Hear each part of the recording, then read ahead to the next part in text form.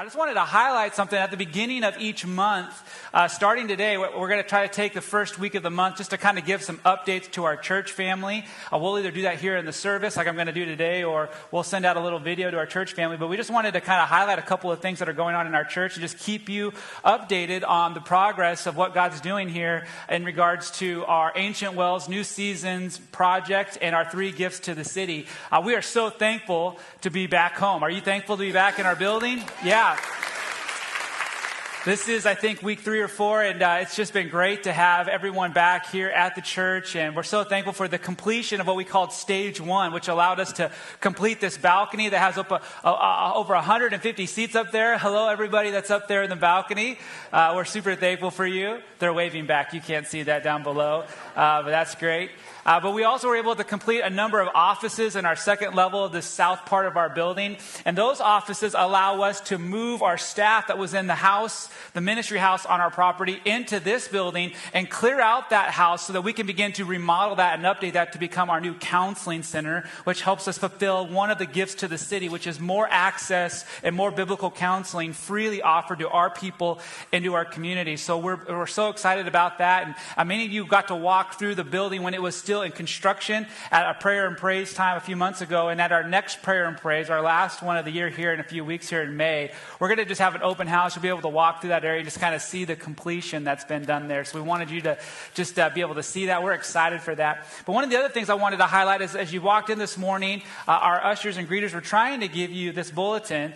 This is just something that we're going to be starting to do here at the beginning of each month. We're going to be giving you what we used to give a weekly bulletin. We're going to be moving back to a bulletin, but it's going to be a monthly bulletin. So the first Sunday of every month, you're going to be offered one of these. I hope you will take it. It's going to be available on the tables outside the doors throughout the rest of the weeks of the month. But the first week of the month, we just want you to have it. It has all the current events that are going to be coming up this month. And on the back, it just kind of gives you more information about kind of those every week ministries in our church. It also has just kind of general updates on our giving, our finances, both for just general giving for our operations here at the church, but also the giving that's been committed by our regular attenders towards the Ancient Wells New Seasons. And we're just so thankful for the generosity of our people, both in their continued regular giving and also in the giving they've given towards that campaign. So I just wanted to highlight that. This is a great place. If you're looking for kind of where we're at, what's going on at our church, pick up the bulletin. You won't be disappointed. It'll be available every week.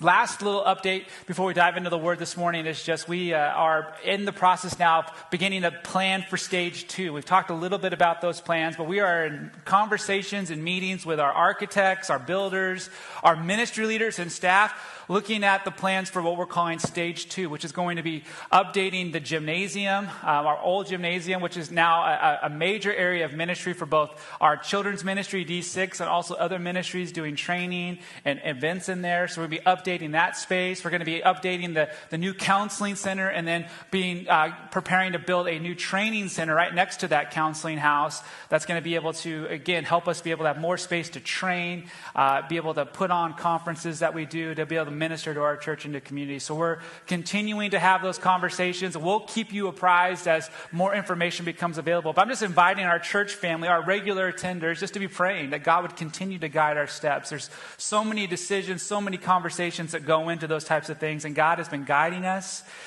in a way that only He can get the glory, and we're thankful for that. So I just wanted to kind of give you that update as a church family, and hopefully that's helpful to you.